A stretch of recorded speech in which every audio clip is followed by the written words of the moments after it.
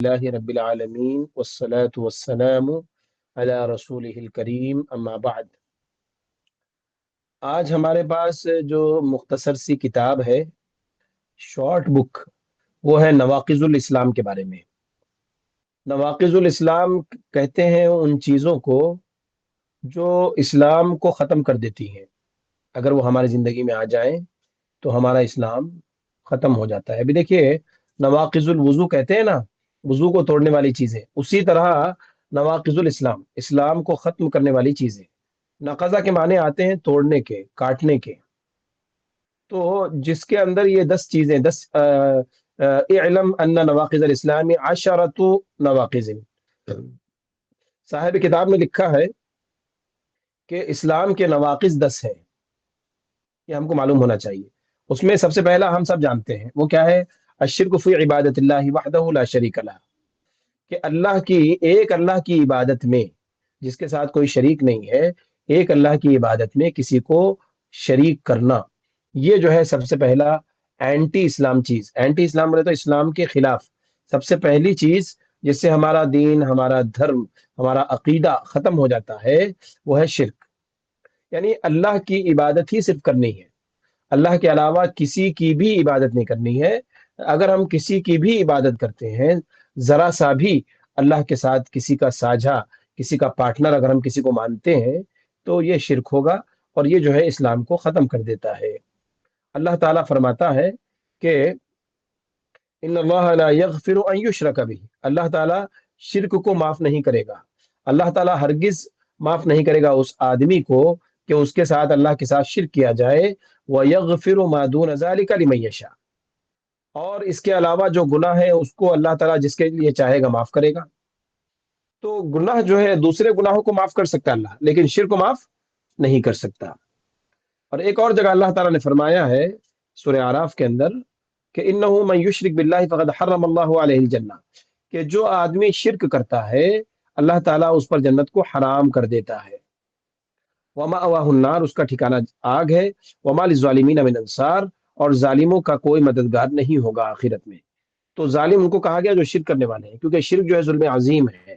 تو اسی لیے جو ہے یہ 2 آیتوں سے یہ بات واضح ہو گئی کہ جس کی زندگی میں شرک آ جائے تو وہ مسلمان نہیں رہتا، وہ جہنم کا مستحق ہو جاتا ہے۔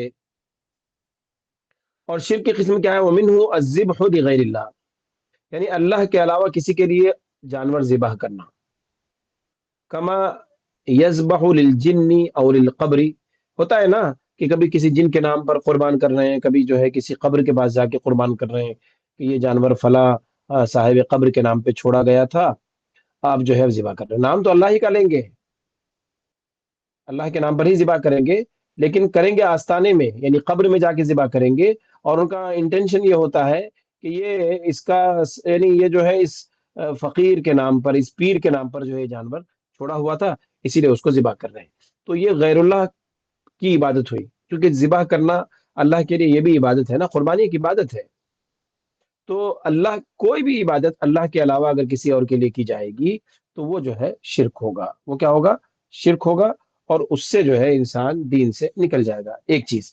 اور دوسری چیز ہے من جعل بینہ وبین اللہ وسائط یدعوہم ویسألہم الشفاعۃ ویتوکل علیہم کفر اجماعا، کہ جس نے اللہ اور اپنے درمیان کوئی وسیلہ بنا لیا، کوئی مطلب ہے کہ ذریعہ، اور اس ذریعے کو پکارتا ہے۔ مثال کے طور پر بعض لوگ، کافر لوگ بولتے تھے نا مکے میں کہ ہؤلاء شفعاؤنا عند اللہ، یعنی اللہ کے پاس یہ بت جو ہبل کا بت تھا، عزا، لات، منات، یہ سب بت تھے نا ان کے، مکے والوں کے۔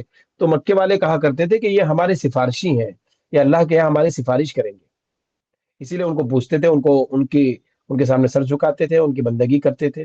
تو اللہ تعالیٰ نے اور قرآن نے ان کو مشرک کہا۔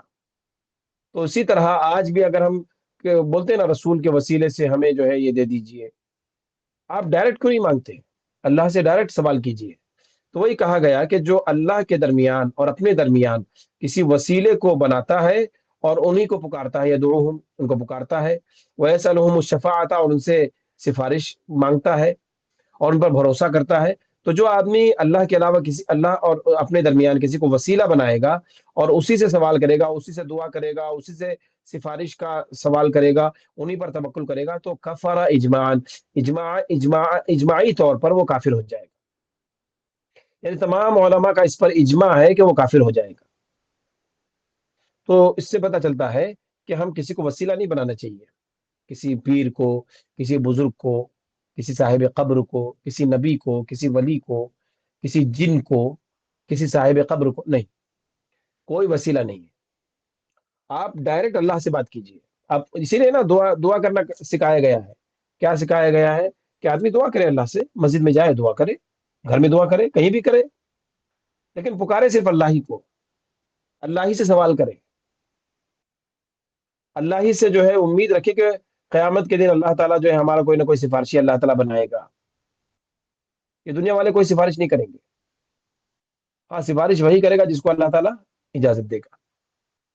تو یہ دوسرا ہے، یعنی کسی کو وسیلہ بنانا یہ جو اسلام کے اگینسٹ ہے، اسلام کے منافی ہے، اسلام کے خلاف ہے، اینٹی اسلام ہے. یعنی اسلام جو آدمی ایسا کرتا ہے، کسی کو وسیلہ بناتا ہے، وہ اسلام سے نکل جاتا ہے، مسلمان نہیں رہتا.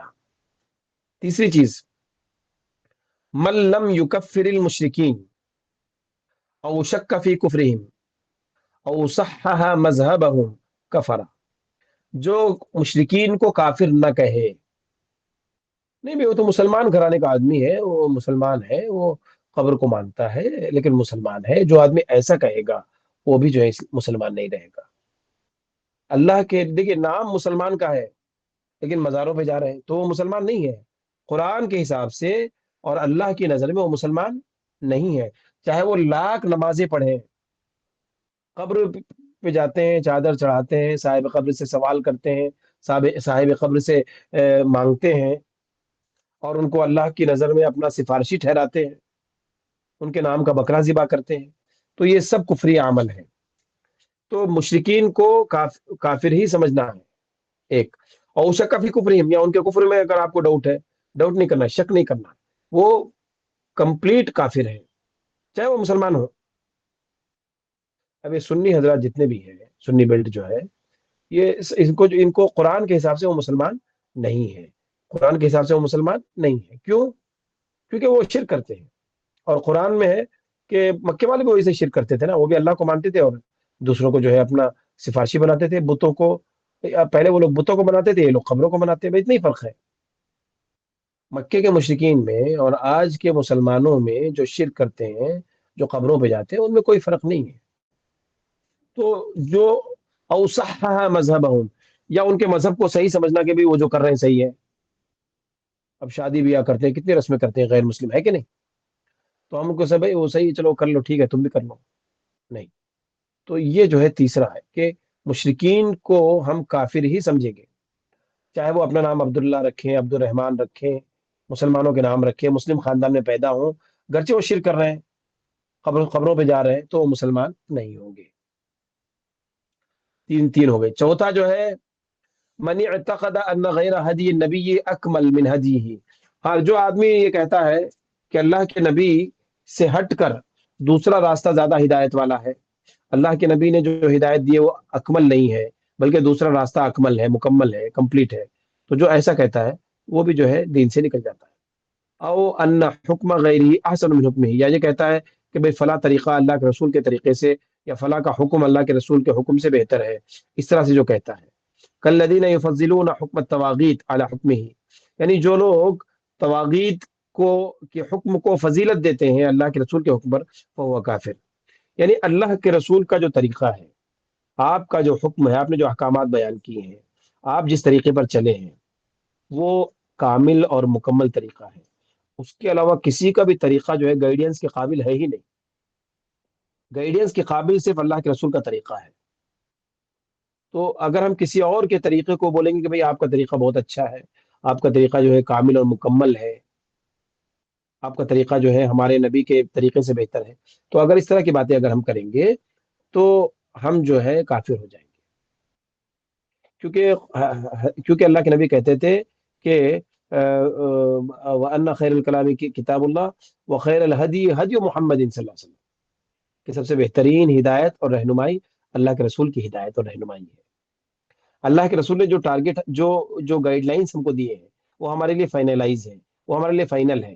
ہم کسی اور کی رہنمائی نہیں چاہتے، ہم کو اللہ کے رسول کی رہنمائی کافی ہے۔ اللہ کے رسول کی رہنمائی مکمل ہے، کامل ہے۔ تو یہ اعتقاد جس کا ہوگا وہ صحیح مسلمان ہے، اور جس کا عقیدہ وہ یہ ہوگا کہ بھئی اللہ کے رسول کی کا جو طریقہ ہے وہ ادھورا ہے، ہم کو دوسروں کے ہدایت کی ضرورت ہے، دوسروں کے گائیڈ لائنس کی ضرورت ہے۔ تو جو لوگ اس طرح سے بولتے ہیں، تواغیت کس کو بولتے ہیں؟ طاغوت کہتے ہیں یعنی اللہ کے علاوہ جن کی بندگی کی جاتی ہے ان کو طاغوت کہتے ہیں، بت، اور اس میں قبر بھی ہے۔ تو ان کی بات کو زیادہ افضل سمجھنا، مثال کے طور پر ابھی جیسے عبد القادر جیلانی علیہ الرحمہ ہے، وہ تو خیر موحد تھے، لیکن ان کو جو ہے پیر اور پیران پیر کہا جاتا ہے، بڑا پیر، ان کے اوپر ان کی قبر پہ عرس ہوتا ہے کہ نہیں؟ تو اب یہ سمجھنا کہ بھائی اللہ کے رسول سے بہتر ان کی تعلیمات ہیں، تو یہ جو ہے کفر ہے۔ اللہ کے رسول، دیکھیے قرآن کے بعد اللہ کے رسول صلی اللہ علیہ وسلم کی جو تعلیمات ہیں، جو احادیث ہیں، احادیث فائنل ہے۔ ہم کو تیسرے کسی کی بھی ہم کو تیسری چیز کی ضرورت ہی نہیں، دین کا سورس دو ہی ہے، اللہ کا کلام اور اللہ کے رسول کی حدیث، بس یہ بات بتائی چوتھی چیز میں۔ اور پانچویں چیز میں جو بتائی گئی ہے وہ ہے ومن ابغض شیئا ممن جاء به رسول اللہ صلی اللہ علیہ وسلم ولو عمل به کفر، اور جو اللہ کے رسول صلی اللہ علیہ وسلم جو چیز لے کر آئے ہیں، جو شریعت لے کر آئے ہیں، اس سے وہ ناراض ہوتا ہے، اس کو غصہ آتا ہے، گرچہ اس پر عمل کر رہا ہے وہ، لیکن اللہ کے رسول کے تعلیمات پر اس کو وہ اس سے دشمنی کرتا ہے اور اس پر عمل بھی کر رہا ہے، تو بھی وہ کافر ہو جائے گا۔ ہم کو اللہ کے رسول صلی اللہ علیہ وسلم کی شریعت سے محبت کرنی چاہیے، اس سے بغض نہیں کرنا چاہیے۔ یہ ایسا نہیں ہے، ابھی اللہ کے رسول جو لے کر آئے ہیں، جو تعلیمات ہیں، اب اس سے نفرت کر رہا ہے بھائی، اب ایک آدمی رفع الیدین کرتا ہے نماز میں، یہ آدمی برابر نہیں، تو اس سے غصہ کر رہا ہے، اس سے ناراض ہو رہا ہے، تو پھر یہ وہ کافر ہو جائے گا۔ تو جو لوگ سنت کی اتباع کرتے ہیں، اللہ کے رسول کے طریقے کو فالو کرتے ہیں، ہمیں ان سے پیار کرنا چاہیے، ان سے محبت کرنی چاہیے، ان سے دشمنی نہیں کرنی چاہیے۔ جو چیز اللہ کے رسول لے کر آئے ہیں وہ ہماری ہدایت کے لیے لے کر آئے ہیں، ہماری رہنمائی کے لیے لے کر آئے ہیں۔ آپ کا طریقہ سب سے افضل ہے، آپ کی رہنمائی سب سے کامل اور کمپلیٹ ہے، تو ہم کو اس پر عمل کرنا چاہیے، ہم کو اس پہ ناراض نہیں ہونا، اس سے غصے کا اظہار نہیں کرنا چاہیے، دشمنی ظاہر نہیں کرنا بھئی یہ طریقہ صحیح نہیں ہے، ایسا نہیں بولنا چاہیے۔ السادس من استہزأ بشیء من دین اللہ، وہ آدمی بھی کفر میں چلا جائے گا جو اللہ کے دین میں کچھ بھی مذاق کرے گا، او ثوابی ہی، یا اللہ نے جو ثواب مقرر کیا ہے یا جو سزا مقرر کی ہے، جہنم جنت کا جو ذکر کیا ہے، اس کا مذاق اڑائے گا، تو کفر، وہ بھی کافر ہو جائے گا۔ قل اب اللہ و آیاتہ و رسولہ کنتم تستہزئون، آپ کہہ دیجئے کہ تم اللہ سے مذاق کرتے ہو، اللہ کی آیتوں کا مذاق اڑاتے ہو، اللہ کے رسول کا مذاق اڑاتے ہو؟ لا تعتذروا فقد کفرتم بعد ایمانکم، تم کوئی عذر نہیں پیش کر سکتے، تم نے جو ہے ایمان لانے کے بعد کفر کیا ہے۔ یعنی جو دین کا مذاق اڑاتا ہے، جنت کا مذاق اڑاتا ہے، جہنم کا مذاق اڑاتا ہے، آخرت کا مذاق اڑاتا ہے، رسولوں کا مذاق اڑاتا ہے، ان کی توہین کرتا ہے، ان کو ڈیگریڈ کرتا ہے، تو وہ آٹومیٹکلی ایمان کے نکل کے وہ کفر میں چلا جاتا ہے۔ تو دین کا مذاق مت اڑاؤ، دین بہت سنجیدہ چیز ہے، بہت سنجیدہ چیز ہے، اور دین کو ہم اگنور بھی نہیں کر سکتے۔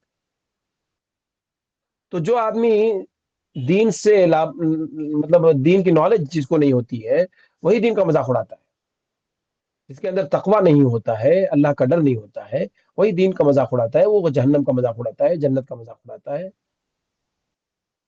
تو وہ کافر ہو جاتا ہے، وہ مسلمان نہیں رہتا۔ اب جیسے کہ ہندوستانی تاریخ میں لکھا ہے جلال الدین اکبر کے بارے میں، اکبر دا گریٹ، کہ اس کے دربار میں سب کام ہوتے تھے، مطلب ایک دیوالی جو ہے سرکاری سطح پر منائی جاتی تھی، ہولی منائی جاتی تھی، جنت اور جہنم کا مذاق اڑایا جاتا تھا، دین کے احکامات کا مذاق اڑایا جاتا تھا۔ تو وہ نام تو اس کا کیا تھا؟ مسلمان تھا نا جلال الدین اکبر، اس نے شادی بھی جودھا سے کی تھی جو کافر تھی، اور مرتے دم تک کافر رہی، اس نے اس کو مسلمان نہیں بنایا۔ تو میں آپ کو یہ بتانا چاہتا ہوں کہ یہ سب کفر ہے، یہ سب کیا ہے؟ کفر ہے۔ جنت کا مذاق اڑانا ہے، جہنم، اللہ نے جو عذابات بنائے بیان کیے ہیں قرآن میں، جہنم کا جو نقشہ کھینچا ہے، اس سے ہم کو عبرت پکڑنی چاہیے، الٹا ہے کہ ہم مذاق اڑا رہے ہیں۔ تو اگر ہم مذاق اڑائیں گے تو ہم اسلام سے نکل جائیں گے، دین سے نکل جائیں گے۔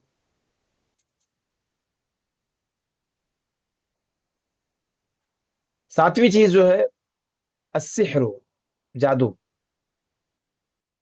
ومن الصرف والعطف، یعنی جادو کا مطلب یہ ہے کہ جادو کے ذریعے کسی کو دین سے پھیر دینا، عطف کے معنی موڑنا، اور صرفہ کے معنی پھیرنا، یعنی جادو کا مقصد جو ہے دین سے ہٹانا ہو، جادو کا مقصد کسی کو تکلیف دینا ہو، تو جو جادو کرتا ہے فمن فعلہ، جو جادو کرتا ہے اور رضی بھی، یا جادو کرنے سے مطمئن ہے وہ، تو کفرا، وہ کافر ہو جائے گا۔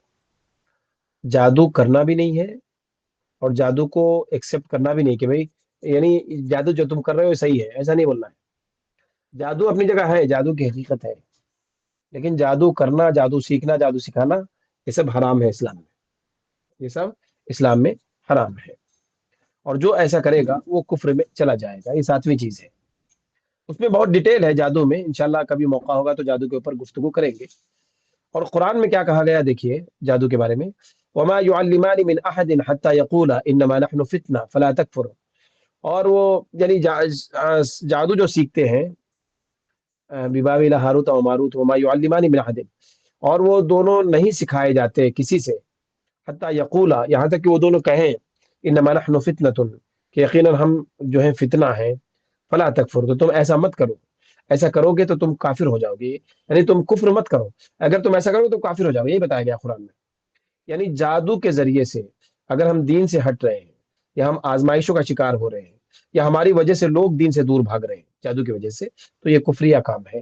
اسی لیے قرآن نے کہا کہ جادو کے ذریعے اگر تم یہ کہتے ہو کہ ہم جو ہے آزمائش کا شکار ہو گئے ہیں، ہم فتنہ ہے، ہماری وجہ سے لوگ جو ہے دین سے بھاگ رہے ہیں، تو فلا تکفر، تو تم یہ کافرانہ عمل نہ کرو، یعنی جادو نہ سیکھو، نہ سکھاؤ، اور نہ اس میں لوگوں کو انوالو کرو، اور نہ لوگوں کو جو ہے جادو کے ذریعے مطلب ہے کہ دین سے منحرف مت کرو۔ تو یہ سب کام جو ہے ہوتا ہے جادو کے ذریعے، تو اسی لیے جادو کو اسلام میں حرام قرار دیا گیا ہے۔ اچھا، 8ویں چیز جس کے ذریعے دین سے آدمی نکلتا ہے وہ ہے مظاہرۃ المشرکین و معاونتہم علی المسلمین، یعنی مسلمانوں کو چھوڑ کے مشرکین کے ساتھ مظاہرہ کرنا، ان کے ساتھ نکل جانا، اب ان کا ایک سمجھو پروسیشن جا رہا ہے، ہم بھی چاہ رہے ہیں ان کے ساتھ، یا ان کا تعاون کریں، بھائی اتنا چندہ دو، گنیش چترتھی میں اتنا دو، یہاں پہ لیے ناچتے ہیں، جنم اشٹمی میں اتنا سب چندہ دے رہے ہیں، یہ ان کا تعاون کر رہے ہیں،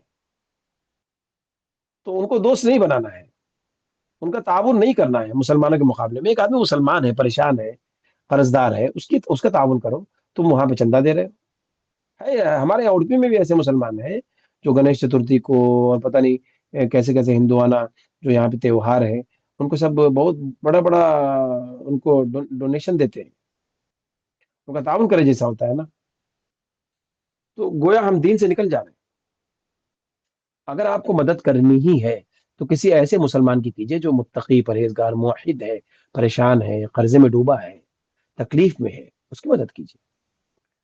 قرآن میں کہا گیا وَمَن يَتَوَلَّهُمْ فَإِنَّهُ مِنْكُمْ، وَمَن يَتَوَلَّهُمْ مِنْكُمْ فَإِنَّهُ مِنْهُمْ، جو تم میں سے ان کو دوست بنائے گا وہ انہی میں شمار ہوگا۔ ان اللہ لا يهدي القوم الظالمین، اللہ تعالیٰ ظالم قوم کو ہدایت نہیں دیتا۔ تو کافروں کے فیسٹیولز میں، ان کے جو پروسیشن ہوتے ہیں اس میں جانا، یا ان کو ڈونیشن دینا، ان کے تہوار کے موقع پر، دیوالی ہے، ہولی ہے، اور گنیش چترتھی ہے، اور جنم اشٹمی، اس طرح کے جو بڑے بڑے دسہرہ ایسے تہواروں کے ٹائم پہ وہ لوگ کلیکشن کرتے ہیں، مسلمانوں کے پاس بھی آتے ہیں، اور کتنے ایسے مسلمان ہیں جو ان کا تعاون کرتے ہیں، نہیں کرنا چاہیے۔ وہ جان کی دھمکی دیں گے، سب کریں گے، آپ کو ڈرائیں گے، آپ کے خلاف ہو جائیں گے، لیکن ہم ان کو تعاون نہیں دے سکتے قرآن کے حساب سے، اور اگر ہم دے رہے ہیں تو گویا ہم اسلام سے نکل جا رہے ہیں، ہم انہی میں شمار ہوں گے، جیسے کہ آیت آپ کے سامنے پڑھی گئی۔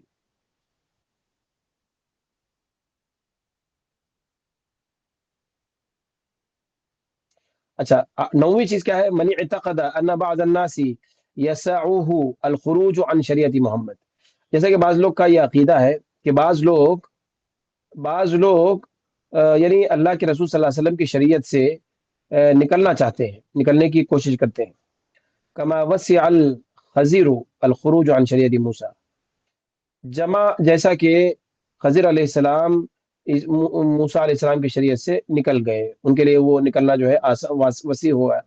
فہو کافر، تو وہ کافر ہوگا. مطلب کیا ہے اس کا مطلب یہ ہے کہ مطلب شریعت سے نکل جانا، اللہ کے رسول صلی اللہ علیہ وسلم کی شریعت سے نکلنا آ، یہ صحیح ہے ایسا بول کے بعض لوگ سوچتے ہیں. منی تقدا یعنی ان کے لیے نکلنا آسان ہے، ان کے لیے مشکل نہیں ہے، شریعت سے نکل سکتے ہیں وہ شریعت کے حق الگ سے جو ہے عمل کر سکتے ہیں، اس طرح سے وہ بولتے ہیں.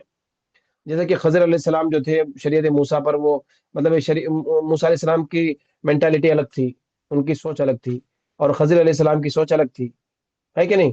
اب انہوں نے جو تین وہ واقعات ہے سورہ کہف میں، تو موسیٰ علیہ السلام کو اصل میں کم علم تھا، خضر کو علم تھا.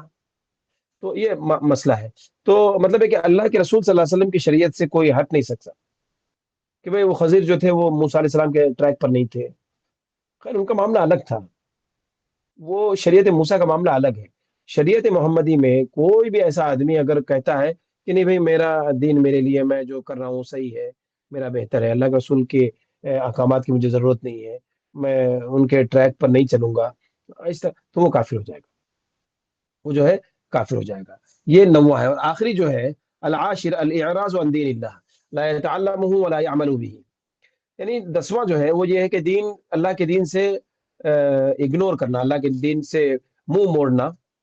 لا يتعلمه ولا يعمل به، نہ تو اس کو سیکھنا اور نہ اس پر عمل کرنا. ایسے بہت سے لوگ ہیں کہ جو دین کہنے کو تو مسلمان ہیں لیکن دین سے ان کا کوئی رابطہ ہی نہیں ہے، نہ نمازیں پڑھتے ہیں، نہ جمعہ پڑھتے ہیں، نہ جو ہے صدقہ خیرات کرتے ہیں، نہ زکوٰۃ کا سسٹم ہے، نہ حج کی توفیق ہے، کچھ بھی نہیں ہے. تو ہے تو مسلمان لیکن بالکل کچھ بھی دین سے ان کا کنیکشن نہیں ہے. کہا گیا کہ جو آدمی اللہ کے دین کو اگنور کرے گا، جو اعراض کرے گا، جو دور بھاگے گا، لا يتعلمہ، نہ دین کو سیکھنے کی کوشش کرے گا نہ اس پر عمل کرنے کی کوشش کرے گا، تو وہ کافر ہو جائے گا. اس کے لیے دلیل کیا ہے؟ ومن ازلم ممن ذکر بآیات ربہ ثم اعرض عنها، کہ اس سے بڑا ظالم کون ہوگا جس کو اللہ کی آیتیں پڑھ کر سنائی جائیں پھر وہ اس کو اعراض کرے، ان سے منہ موڑ لے، ان کو جو ہے اگنور کرے، تو وہ جو ہے یعنی وہ مجرم ہے. اللہ تعالیٰ کہتا ہے انا من المجرمین منتقمون، ہم ایسے مجرموں سے انتقام لیں گے، ہم ان کو عذاب دیں گے، ہم ان کو چھوڑیں گے نہیں. تو معلوم یہ ہوا کہ یہ 10 پوائنٹ ہے. 10 پوائنٹ میں ہم کو جو ہے 10 پوائنٹ میں یہ بتایا گیا ہے کہ اگر ان میں سے ایک بھی چیز ہمارے اندر آ جائے تو ہمارا دین جو ہے ختم ہو جائے گا اور ہم جو ہے اسلام سے ہٹ جائیں گے. تو ان کے معاملے میں ہم کو بہت زیادہ سینسیٹیو ہونے کی ضرورت ہے. ولا فرق فی جمیع هذه النواقض بین الهازل والجاد والخائف الا المکرہ وكلها من اعظم ما يكون خطرا. یعنی اس میں سب کوئی بھی ایسا نہیں کہ کوئی ہلکی چیز ہے، کوئی سب برابر ہے، سب کی شناعت، سب کا یعنی دین سے ان کی وجہ سے دین کا کٹ جانا سب کا برابر ہے. ایسا نہیں کہ اس میں کوئی ہلکی چیز ہے، کوئی بہت بھاری چیز ہے، ایسا نہیں ہے. ولا فرق فی جمیع هذه النواقض، یعنی ان نواقضات میں کوئی فرق نہیں ہے، سب برابر ہے. بین الحازل یعنی یہ پتلی چیز ہے، والجاد یہ بالکل واضح ہے، والخائف یعنی اس میں صرف ڈرا جا سکتا ہے، الا المکرہ یہ نہیں، بلکہ یہ سب چیزیں وکلھا من اعظم ما یکون خطرا، یعنی یہ ساری چیزیں خطرناک ہے. وہ اکثری ما یکون وقوعا، اور اکثر ہماری زندگی میں یہ سب چیزیں آتی رہتی ہیں، وہ واقع ہوتے رہتی ہیں. فینبغی للمسلم ان یحذرها، مسلمان کے لیے کو چاہیے کہ وہ ان سے ڈرے بچے. ویخاف منها علی نفسه، اور اپنے نفس پر جو ہے اس کا خوف کھائے، ڈر لگے کہ کبھی بھی یہ چیز ہمارے اندر آ سکتی ہے. نعوذ باللہ من موجبات غضبہ، ہم اللہ کی پناہ میں آنا چاہتے ہیں اس کے وہ ان چیزوں سے جو اللہ کے غضب کو واجب کرتی ہے، وہ علیم عقابہ، اور اس کی دردناک سزاؤں سے. وصلی اللہ علی محمد، اور اللہ کے نبی صلی اللہ علیہ وسلم پر درود ہو. تو یہ جو ایک چھوٹا سا کتابچہ ہے کہ جس میں یہ بتایا گیا ہے کہ کون سی چیزیں جو ہے اسلام کی متناقض ہے اور ان سے ہم کو کس طرح سے بچنا چاہیے. تو یہ چیزیں ہر مسلمان کو یہ چیزیں معلوم ہونی چاہیے، ورنہ وہ اپنے دین کو کبھی بھی جو ہے ختم کر دے گا، اس کا دین کبھی بھی اس کی زندگی میں ختم ہو جائے گا. تو یہ نواقض اسلام ہے، ان سے ہم کو بچنا چاہیے اور بہت زیادہ کوشش کرنی چاہیے کہ ہم جو ہے ہماری زندگی میں توحید ہو، اور اللہ کے رسول صلی اللہ علیہ وسلم کے طریقے کو ہم سیکھیں، اس پر عمل کریں، اور قرآن کو سیکھیں، دین کو سیکھیں، اور اس پر عمل کرنے کی کوشش کریں۔ جو لوگ دین نہیں جانتے وہ لوگ جو ہے ان نواقضات میں آسانی سے واقع ہو جاتے ہیں، اور ان کا دین دھرم سب ختم ہو جاتا ہے۔ تو اس لیے جو ہے ہم کو اس پر بہت زیادہ فوکس کرنے کی ضرورت ہے۔ بہت اچھا کتابچہ ہے، پی ڈی ایف کی شکل میں میرے پاس ہے، انس بھائی کے پاس بھی ہے۔ میں ہمارے مالک بھائی کو بھی جو ہے یہ پی ڈی ایف بھیجوں گا انشاءاللہ، ٹھیک ہے؟ نہیں تو انس بھائی جو ہے گروپ میں ڈال دیں گے، وہ آپ کے لیے ایک سرٹیفکیٹ کی طرح ہو جائے گا، آپ اس کو پڑھتے رہیے، قرآن کی آیتیں ہیں اس میں، انشاءاللہ وہ چیز آپ کے لیے آسان ہوگی۔ تو آج کا سبق ہمارا یہیں پہ ختم ہوا ہے۔ کوئی چیز اگر قابل اعتراض ہو، کوئی چیز سمجھ میں نہ آئی تو آپ پوچھ سکتے ہیں،